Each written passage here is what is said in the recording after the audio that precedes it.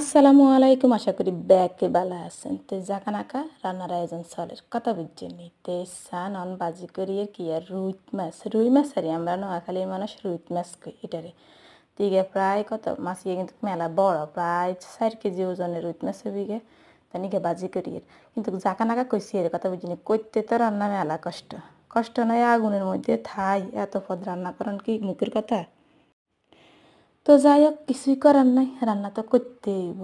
তো যাই হোক তাহলে রুইত মাছ বাজি করিয়ে তুই গেতন কয় পিস লইছি আর 4 কেজি রুইত মাছ গেতন কয় পিস লই আন বাজি করিয়ে আর সান মোরগরে মাখি রেখছি কিন্তু চিকেন ফ্রাই করুম কথা বুঝছেন নি।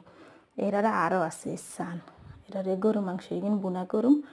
এর হর দিয়ে কাঁডলের বিচি দিই।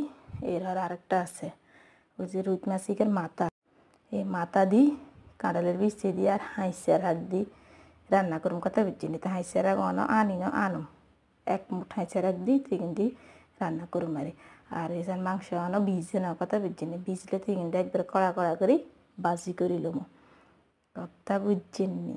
তো কিন্তু কষ্ট আছে না কর না। এরা রেসান এর আগে দিই ভাত রান্না করে লইছি।